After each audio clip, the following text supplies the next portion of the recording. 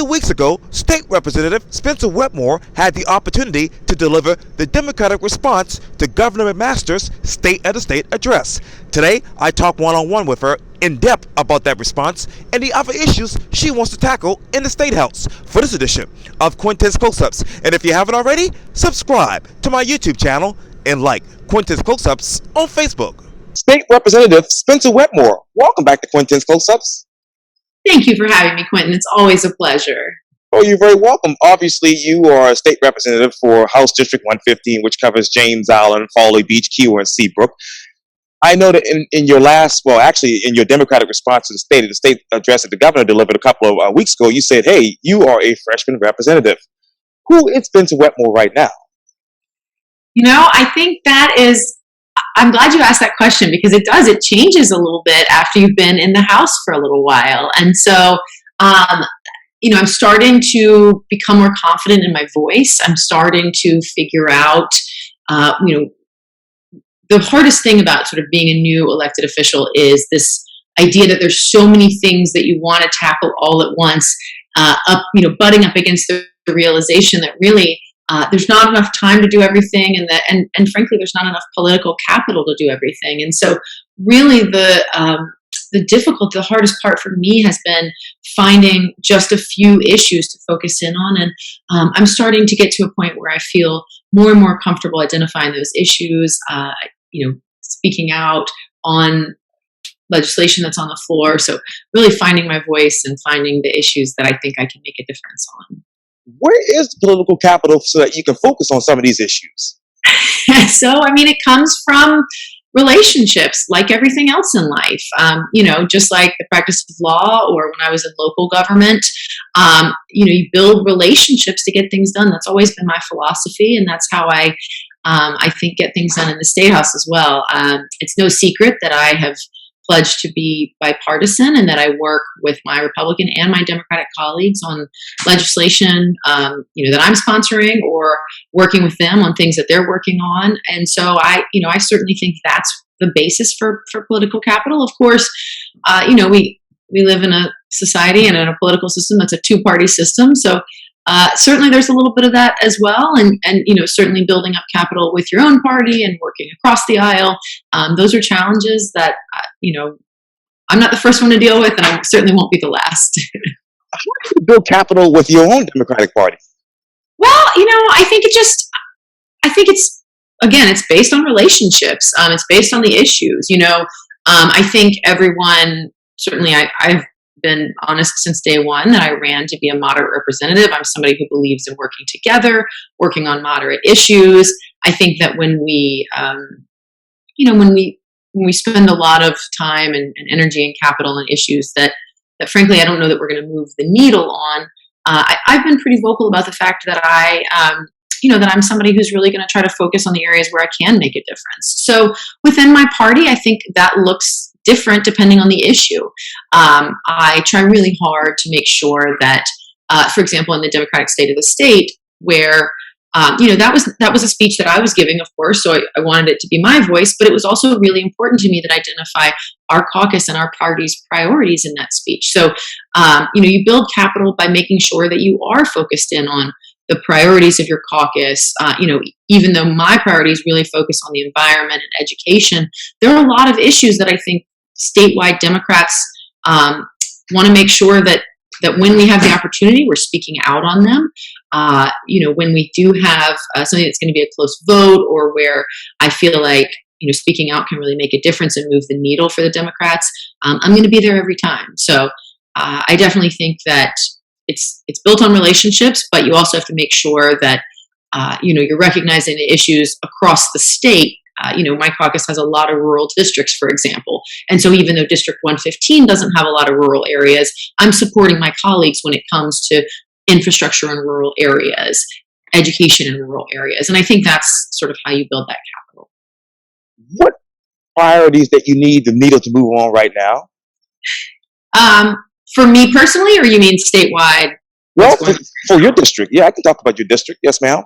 So I think my district, there's no, it is obvious in our district, right? We need infrastructure, we need environmental work, I think education is, for me, so crucial. We are very fortunate. The schools in our district are wonderful. After these new maps take effect, I will have parts of Johns Island as well. And so broadening that a little bit, but still we're very fortunate to have great schools in our district. And so I've always been somebody to build on the parents' voice when we have changes. I like to see them come from the schools. I like to see them come from the parents and from the families. I think that's the most important voice in our education system. And so, for me, those are the priorities in our district. We've got to make sure that we're building roads, but also sidewalks and drainage. And, so I think those are bipartisan issues that we are all working together on. Well, let me jump right into the issues. And you said this in the address that, hey, we need critical need, as you mentioned, for infrastructure repair. But let me ask you this. Instead of the critical need for infrastructure repair, State Representative, should it be actually replacements? Meaning putting in new roadways instead of fixing up? Yeah. Obviously, yes. Ideally, we would have the money to do all of that, right? We would have the money to widen the interstates, focus on mass transit, and replace our roadways. I think the reality is we've got to prioritize. We are so fortunate that President Biden has made sure that the infrastructure bill was a priority for Democrats nationwide this year. And so we're so fortunate to have that funding. It was bipartisan. We did have Senator Lindsey Graham advocating for that. And so that federal funding will help tremendously. So yes, I think where, especially in areas where you've got low-lying road beds that need to be not just replaced, but elevated. One of the conversations we're having right now is on Central Park Road. We're looking at a drainage project, but we want to make sure that the road is elevated so that we can build the project underneath, and also so that the road remains passable. These are the kinds of conversations we're having in coastal districts right now. We're not just talking about repaving, but in a lot of cases, especially where you're right there by the water, we're talking about elevating as well. We are, I think, learning to live with water, and unfortunately, that is going to be part of our reality, especially in my district, which is a district of islands. And the people in Charleston are resilient, right? We've had storms. We know about living with water, especially those of us. You and I both know this well, but we've been around forever. And I don't know if you were here for Hugo. I think you were, but you're a little younger than I am, yeah. So you were probably you might not have. Hey, I just turned 37. Yeah. So, we remember the storms. We know about living with water. But I don't think that means we just sort of give up and say, hey, we're not going to be putting infrastructure where it needs to be. We're not going to be, it's sort of like when you know that something's an economic driver, so you invest in it, even though you're going to have to invest in it again the next year. And so I think it's important that we continue to do that and continue to balance that need of, hey, where can we put infrastructure that's going to make the most difference and serve the most people and protect the most homes, while also understanding that we've got to be elevating houses, we've got to be elevating roadways, and learning to live with the water as well. And I want to get back to that in just a second, but what is the existing infrastructure repair that will accelerate economic growth here in South Carolina? That's all of them is really the answer. It's hard to name exactly one. I think a lot of times when you think about economic development, you think about bigger roadways, interstates, but the Chamber of Commerce will tell you that here in Charleston, we also have to be focusing on the smaller roadways and the bridges. Most people think about interstate systems, and I know that widening 526, widening 26, even extending 526 are all the kinds of infrastructure projects that people think of from an economic development perspective. But if you look down the long-range transportation plan, I've always said, look, we've got to be focusing on the smaller roads too, because Charleston, we are mostly made up of islands and peninsulas, and so we can't just build interstates. We've got to be focusing on smaller roads that connect neighborhoods, that connect people to jobs, and making sure that we're really, making sure that we're looking at how we're using all of our roadways, in my opinion, is really important. The drainage, if we can't get to the hospitals, then we're certainly not going to have a lot of economic development. So to me, it's unfortunately, it's all of it. But when you try to prioritize, it's always a balancing act. Okay, State Representative, let me ask you this. Is 526 alive or is it dead?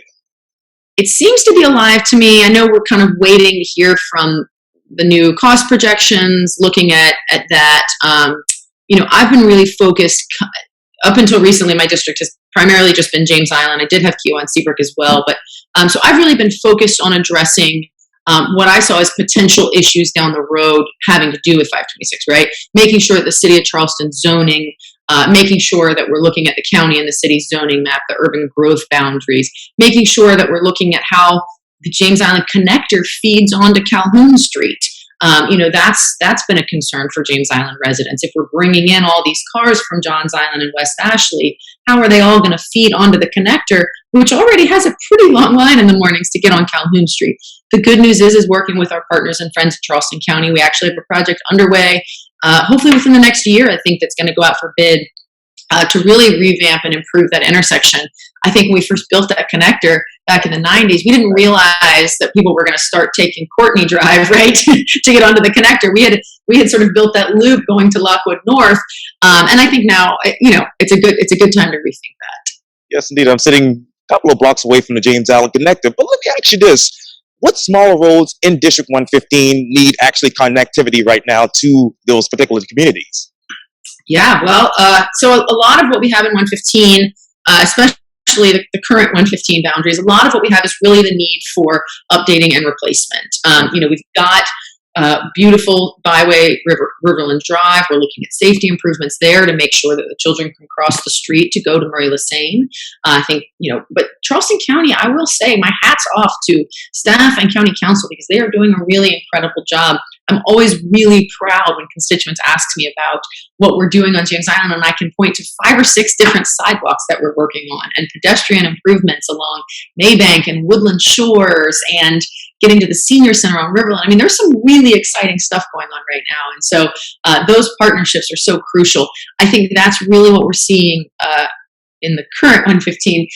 Obviously, Johns Island has, their issues are a little bit different. And the county there, I think, is still working with residents to identify the best alternative to make sure that, there is, obviously there's traffic on James Island, but there are some issues on Johns Island, of course, that are different, right? We've had growth on Johns Island that is just so, just so much, so voluminous that we've got to be really looking long range on how we're moving cars, both every day and in hurricanes and emergencies. So I think the county is working with the residents. I know I met with the mayors of Keowee and Seabrook recently. They want to make sure that their residents not only can get in and out safely, but day to day, but also hurricane evacuation routes and all of that. So I know the county is working on that. I try really hard to make sure that we are narrowly tailoring our approach, right? Like I said, we can't do everything. And so my preference is never to come in and just build whole new roads. My preference is always to try to identify where we can build traffic circles, where we can widen intersections, where we can really maximize our road dollars by making it safer for cars and traffic and pedestrians, but also making sure that we're actually focused in on where the bottlenecks are and what we can do to alleviate those, while balancing this idea of induced growth when you build a new roadway. So I certainly recognize the need for new roads, and I support infrastructure, but I also always want to be cautious that we're making sure we do it in the most sensitive way to the community and the neighborhoods that already exist. Yes. Let me ask you this: where exactly are the bottlenecks in 115? Oh, well, I think it depends on the day, I guess. If you ask the people that live on Harborview, they'll tell you there. If you ask the people that live down Folly Road, they'll tell you there. So, sorry, excuse me. But I think it's, on James Island, which is sort of what I've always thought of as the 115, there have been some big improvement projects that I think have made a difference. We've put in traffic circles at Harborview. We've put in traffic circles. They are going out right now on looking at Secessionville and Fort Johnson Road. That's going to alleviate a major issue. So I know it feels like we want all these projects yesterday, but the permitting and the engineering and the design takes time. And of course, with this influx of infrastructure money, the actual construction is actually going to take some time too. So in terms of other bottlenecks, of course, Folly Road is tough, especially right there around the connector. I think that was always sort of something that we intended to address with 526, right? The reason that's such a weird intersection is because that was going to, that is where the original plans for 526 were. So when they built the connector, I don't know that we fully appreciated that intersection or appreciated how we, got on and off that intersection. It just sort of comes to a stop and then we turn left or right. And so regardless of what happens with 526, I'll be pushing to make sure that we're looking at that 2-block section of area right there that I think is one of a big bottleneck on James Island. On Johns Island, our bottlenecks are sort of where you expect. A lot of that is not in my district, but a lot of the worst of it is actually over Main Road, down that into River Road, trying to get out towards West Ashley. So that is not in my district, but I know that that's a big issue for a lot of the residents on Johns Island, especially. And what ideal infrastructure program could actually begin to resolve the massive problems in your area? Well, I'll be honest with you, there's no magic bullet. There never is. It is just project by project by project. It's work. For me, I always think that we do, working from a plan always makes sense, right? So we have a long-range transportation plan here that the COG has, I guess it's not just for our county, but for the region, right. Transportation plan. And I've always been a believer that when we work through the projects that we've identified, and like I said, similar to schools, the communities have identified these issues, the communities have identified the projects that mean the most to them, that has gone into a long-range transportation planning process. And I think we just make sure that we're continuing to work down that list project by project. We have a great funding source with the CTC funds, the transportation sales tax funds. So, we're working on it, and I think you see that because you see road construction almost everywhere you go. But there's no magic bullet. That's the reality, especially not in a place where everything is eventually going to have a choke point as a bridge, right? Eventually, we're all going to have to get on the connector, the Wapu Cut, whatever it is. There's always going to be that sort of narrowing right there. We see it out on Folly too. So, there's no magic bullet. I certainly wish I could say, yeah, we're putting in a high-speed gondola system tomorrow, and it's going to be the $3 billion project of the future. But that's not that's just not a reality. It's project by project, and we did traffic circles over on Riverland. We did traffic circles on Harborview. We see how those improvements happen, and it's just going to be continuing to plug away at that sort of work. Yeah, and what is the record for infrastructure construction in South Carolina? Oh gosh, I don't know. You mean the record in terms of what? Like what we're saying for. Yeah. I think right now is a big moment where we're talking about really big projects. Obviously we've got an infusion of federal funding, and I know that everyone from Myrtle Beach to Dorchester County is looking at expanding interstates. I know, we want to make sure that we're moving people and trucks around. Our port is a really big deal when it comes to infrastructure spending, but not just the ports, the trucks that go along with it, and making sure we're investing in truck driver education programs, but also the chassis. I mean, we've got a pretty old fleet out there, and I really applaud the port on their leadership. They're going to be, looking at that issue, and I think, addressing it, even though they don't have to. I think they're going to be working on it because they recognize how important it is for the region and for the safety and the environmental impacts of these trucks. So I'm proud of them for that leadership that they're showing. I guess Director Melvin now, or yes. I don't know exactly. Coming soon. But yeah, so she's obviously been a visionary on a lot of that, and of course we owe so much to Jim Newsom on so many of those things. So I'm proud of the team over there. But that's a big piece of infrastructure for us, and that's a big piece of what we in Charleston especially have to make sure we're addressing. Now, how much money is actually allocated by the state government that actually goes towards infrastructure construction? Gosh, I wish I don't know the answer to that. I probably should, but okay. I actually don't know the answer to that right now. We had the infrastructure bill come in. In addition, of course, there's ARPA money where transportation is one allowable project, particularly where, I think that's more, at least what I've been advocating for, more using that for the kind of infrastructure you see like water and sewer and stormwater, not so much roads there. But I actually don't know that we can quantify it right now because there are so many different pots of money, not to mention then we're going to be looking at the state budget right on the heels of this federal money. So hard to quantify right now, to be honest with you. That's a great question. No worries. And let me go back to the Democratic response to Governor McMaster State of the State. You basically say, hey, economic drivers, big and small, are what we need in your district. Which ones do you want to recruit to 115? Well, we're very fortunate here in District 115 that we do have tremendous economic opportunity and drivers. Some would say actually too many. Is that a terrible thing to say? What I want to make sure is that here in Charleston, at least, what we're doing is focusing on how we're land use. I'm a land use lawyer. I'm a land use nerd. I think people know that about me. But I love comprehensive planning. I love zoning, because to me, the key here is that we don't put all of our businesses in one area and all of our housing in one area. So we're creating, I drive the wrong way down I-26 every morning going to Columbia, right? So I see all these cars coming in because we're building all of our housing up, in Somerville and in Berkeley and Dorchester County. And so I'm actually really happy to see our economic development match that demand, right? So when you put Boeing and Volvo up there, that's exactly the kind of forward thinking, putting the industries where the homes are, right? Because we can't just keep commuting into downtown Charleston for all of our jobs. So for me, a lot of exciting stuff is happening right now in Charleston, especially with the tech development. But there's no secret that, we actually have we need more workers, not more jobs right now. And I'm happy to see that we are getting skilled jobs. We're seeing our graduates be matched into, the kinds of jobs that can become careers, and that matters to me.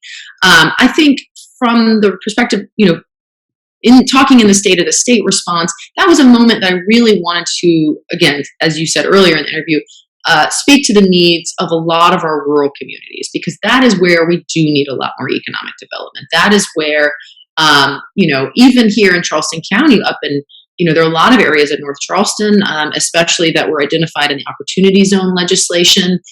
So it's not to say that Charleston County as a whole doesn't need it, but I think really trying to speak in the State of the State address there, maybe not so much to District 115, but to a lot of areas throughout the state where we don't have the same kind of economic opportunity that we do here. We want to see children grow up in communities that they can then raise their own families in. And so that's really important for Democrats. Rural jobs, rural working families are a big priority for the Democratic Party. And so speaking to that in my State of the State, I think really is more of a statewide concern, maybe than right here in District 115. As a matter of fact, you said this quote, I am encouraged that we share priorities for our children and the people of the state. What priorities, that is, do you actually share with the Republican Party? We share a lot of priorities. I think there are even bills, that I really struggle with.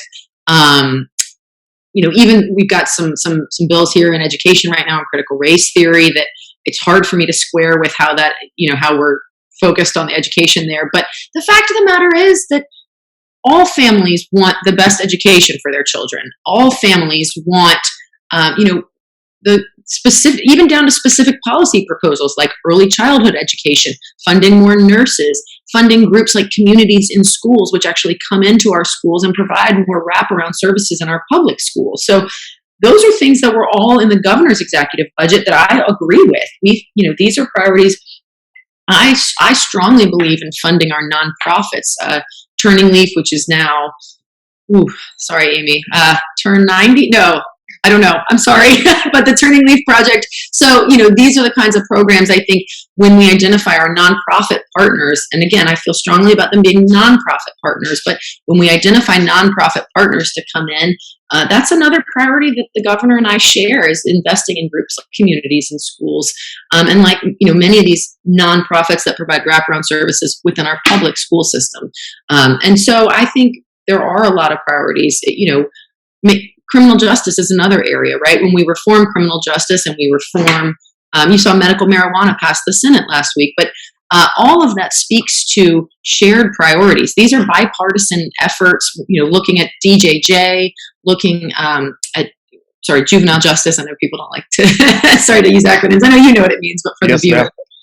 So making sure that these are a lot of shared priorities that we have, and a lot of them focus on making sure that parents and children have the best opportunities to succeed here in our beautiful state. And I want to get back to the schools in just a minute, but you also said in the speech that, hey, we need to pass the medical marijuana bill. Why not call it cannabis? Oh, I don't know. I guess that's just sort of what we started calling it. I never really thought about the terminology there. I think, from my perspective, making sure that, making sure that people understood that this was something that was intended to be medical has always been my, in terms of thinking about the messaging. I don't know about distinguishing between marijuana and cannabis. I don't know how that ended up being the terminology, but it's a great question.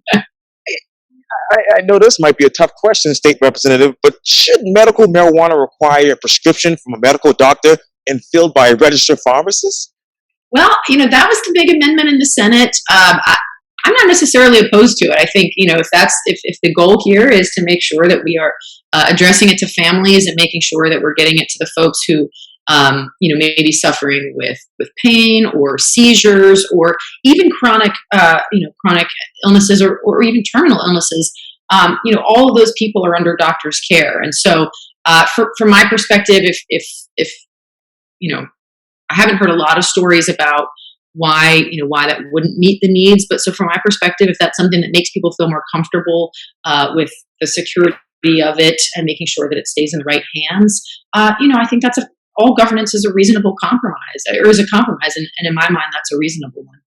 Let me get political for just a second. Why not just put it on the ballot and let the voters decide this? Oh, gosh. Well, there's a lot of issues I'd love to put on the ballot. We look at polling. So first off, the real answer is that South Carolina doesn't have a referendum process, at least not a binding referendum. We can do advisory opinions. On a municipal level, we can do different kinds of referendum. You can do binding ones when it comes to water, sewer, you can do advisory ones. But so that's the real answer. But, there are a lot of things that polling shows the majority of South Carolina support. Marijuana is one of them. And so I'd love to see it on the ballot, but it's just, it's political. But the real answer is because we just don't have that procedure like a lot of other states do for these types of binding referendum. But, the next best thing we can do is look at polling. I spoke to this really in my State of the State address, but when you have an issue like medical marijuana that the majority of South Carolinians support, I do hope we can find more productive ways to make sure those types of issues that we do agree on are the ones that we prioritize, not simply, those that we think are going to appeal to a primary base of one party or the other. I have a couple of more questions because I know you have to run, but you talk also about expanding Medicare, or care that is. How would that expansion affect the state's budget? Well, so a couple of answers there. So expanding Medicaid does have, right, so the federal government, the percentages vary. Right now, that's actually an increased percentage because they're trying to attract it. But generally speaking, let's call it 90%. 90% is sort of that's how much the federal government would pay. The federal government actually would that's the bottom of what they pay, right? When we first started having this conversation, and I think temporarily now as part of this various legislation, we're talking about more like 95%. But really, the reason that we look at expanding Medicaid from a state budgetary perspective, right? So first of all, the federal government's paying for most of it. But second of all, and most importantly, there are a lot of costs that the state government bears for uninsured people. That includes going to an ER when you're sick, right? Let's also talk a little bit about what a Medicaid expansion would do. Right now, the folks that are at the lowest income bracket, right? Those that are already on Medicaid, right? So we're talking about something that would actually be for working families. This expansion would be addressing people who make too much to qualify for Medicaid right now. So this is not necessarily a social service welfare program in the same way that I think people may think of it. This is really something for working families who make too much to qualify for current Medicaid, but not enough, or maybe doing contract work or not qualify for health insurance through their employers. And so, but from a state budgetary perspective, we fund alcohol and drug services, we fund mental health services, we fund public hospitals like MUSC when people just show up at the ER. And so what studies have actually found is that the states that have expanded Medicaid have actually seen an overall reduction in their state budget. So not only is this the right thing to do for families, but it's also a fiscally conservative thing to do. net savings would they be for South Carolina? I'm sorry? Yeah, what net savings would it be for South Carolina? I mean, exactly those types of services, right? So right now, we have our state funds a lot of our alcohol and drug treatment, especially for those who are uninsured. Unfortunately, our jail system is one of our largest and prison system, one of our largest providers of mental health services. And so once you have people who are insured who are able to seek preventative care, mental health care, I think the possibilities for net savings should be obvious, right? These are problems that if we can address them, they help our education system, they help our hospital system, they help our criminal justice system. I mean, it is a really wide-ranging ripple effect. Now, how much has the federal government paid as far as the cost of expansion coverage, say, from 2014 to 2016? Right. So at that point, it was 95%, but the floor is 90%. So the federal government, as part of that legislation, we're one of 12 states that hasn't expanded, and so we're looking to these other 38 states to see how it's impacting, and so the federal government has continued and has legislated that they will continue that additional funding. And listen, nothing's ever set in stone. Obviously, for some reason that didn't continue, then at that point the state would simply go back and look at it. There's not some contract that if we get into it and all of a sudden the federal government lowers the percentage to 85%, we can never re-examine it, right? Like we re-examine things all the time. Absolutely. So to me, it's just a no-brainer. Now, how much did the federal share actually drop by? Well, so it's actually back up again right now because we were trying, we up in Washington, I think they're trying to look at incentivizing or filling those coverage gaps. So it's back up right now, but I don't want to oversell that because it is variable, but not below, I think it's 90% is the floor. If I'm wrong and it's 85%, forgive me, but I'm pretty sure the floor is it's obviously very high. But I'm pretty sure that's the floor. Now, how much would South Carolina have to pay for that remaining share? Well, I mean, I think it depends on the amount of coverage. Right now, I'm certainly no Medicaid expert, but it really would depend on the amount of people that we had that qualified for it. So I don't have exact dollar figures, but the ranges are within sort of what we have, in surplus, right? So we're looking, but keeping in mind again who we're covering. That's those are families, children, making sure that these are services that right now, if you don't have insurance and you get mental health services in the school, well, you just saw the governor go back and review those expenditures because of the amount we were billing families for mental health services in schools. And so for me, it's always a cost-benefit analysis. Now, how much were those bills altogether in 2021? I actually don't know the answer to that. I know that we were seeing, we had this big shift. I don't know as a overall out-of-pocket expenditure for families. I don't have that figure. But what happened was a lot of the insurance companies, including our Medicaid system, were reimbursing 100% of virtual visits. And then as the state of emergency expired, we saw that go away, and so families were all of a sudden seeing this huge increase. But I don't know the full dollar amount of what the families actually saw, and I think some of that would depend on who their insurance carriers were. But I know that was a big issue, and that's why Governor McMaster asked that we review how we're funding these mental health services. And speaking of mental health services in schools, you said, "Hey, listen, we want to reject the vouchers bill." How do you just fully enact the investments and reforms necessary to provide students the public education they're owed under the Constitution? Listen, it's not rocket science, right? You just invest in the children, you invest in the teachers, you invest in services. I've always been a big believer that we really have to do more to support wraparound services and mental health services in our schools.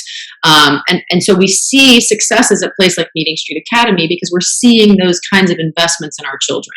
And so that's why I've always been such an advocate of groups like communities and schools, because that's exactly the role they fill. They come into our public schools, right now focused on Title I schools.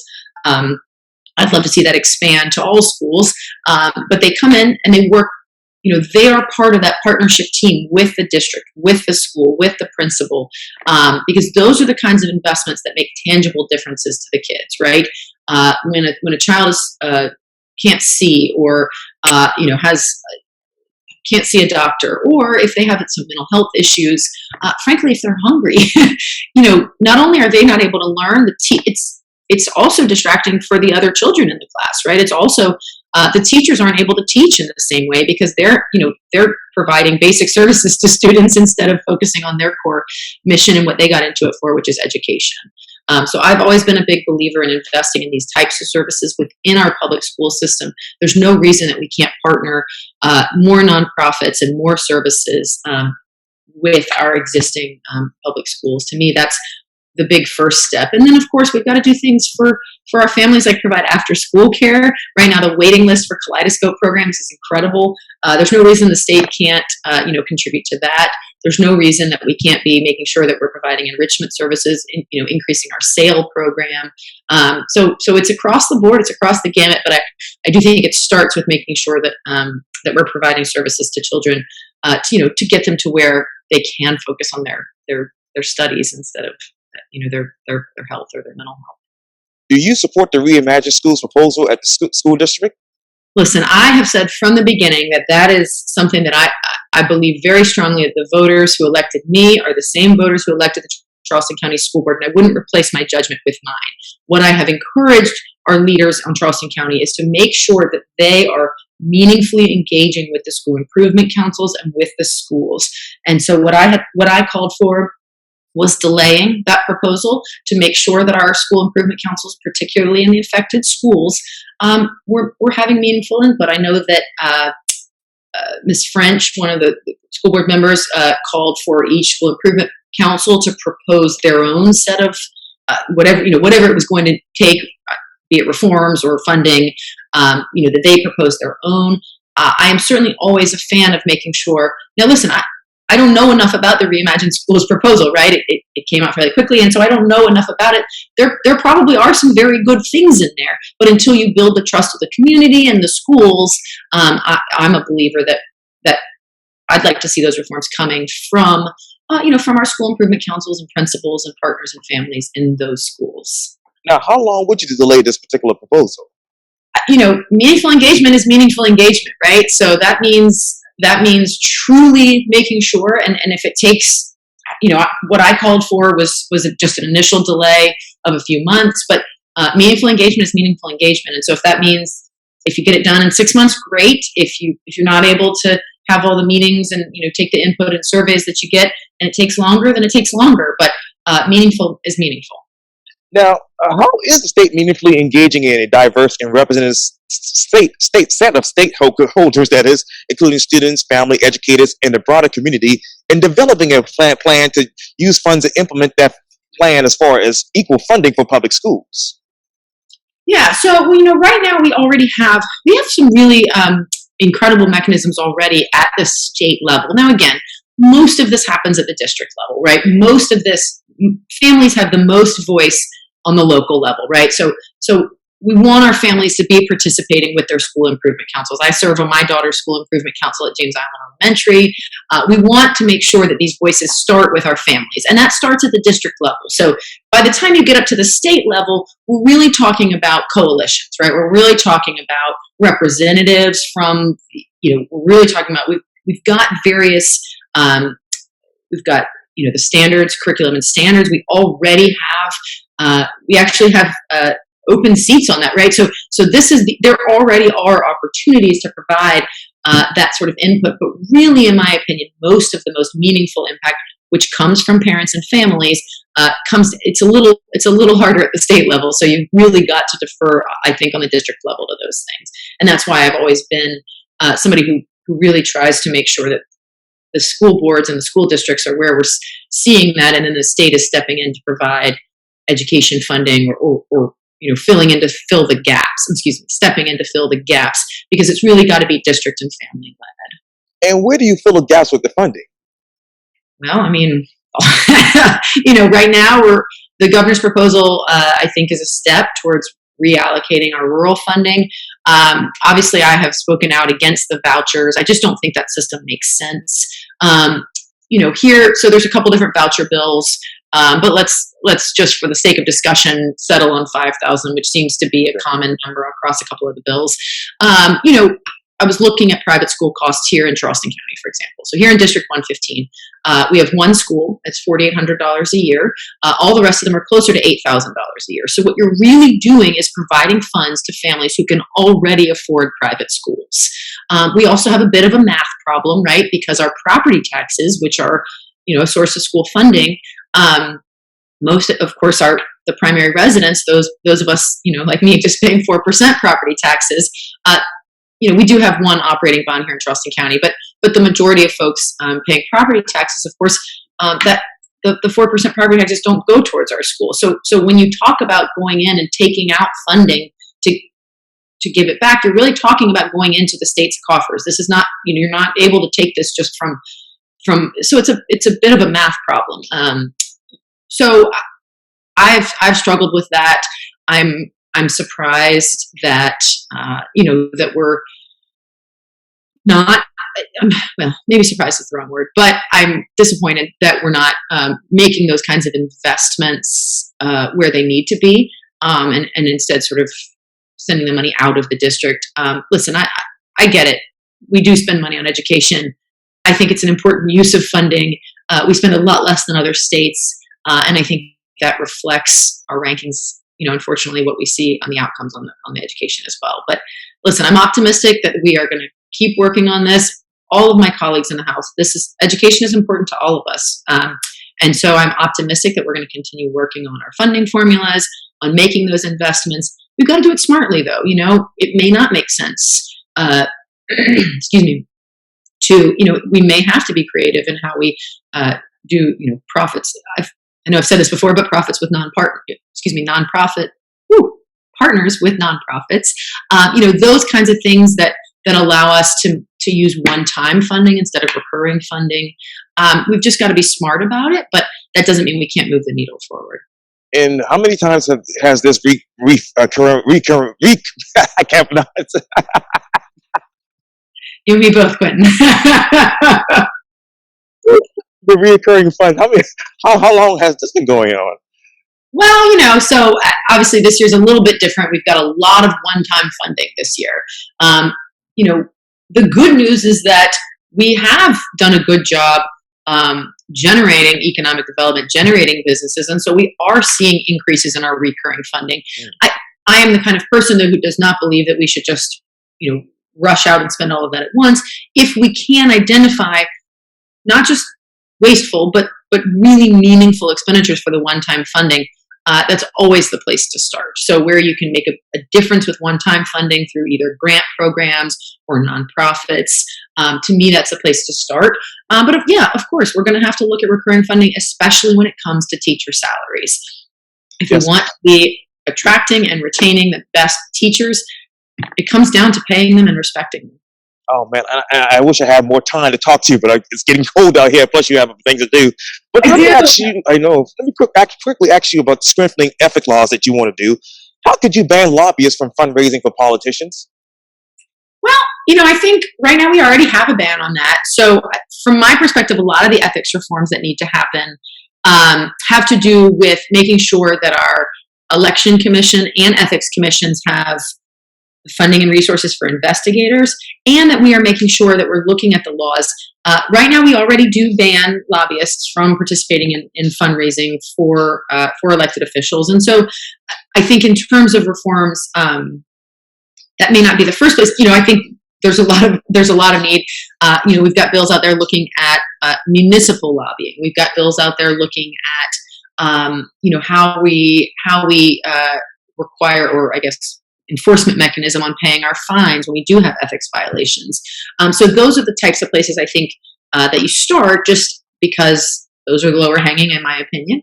But obviously, we've got huge structural issues in terms of fundraising and how that affects politics. And I think that's probably a conversation that for another day. And I'd love to look at campaign finance reform on a national level. But I think the place you start is to make sure that your people are paying the fines that they're assessed.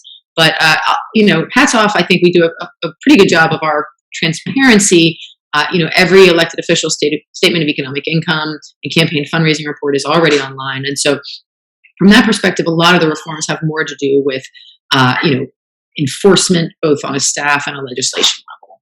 And I hope to get you back on this summer to talk more about that, as well as redistricting and some other issues as well. But State Representative Spencer Wetmore, thank you for your time. And again, welcome back to Quintin's Close-Ups. Thank you so much for having me. Always a pleasure. Take care. Likewise.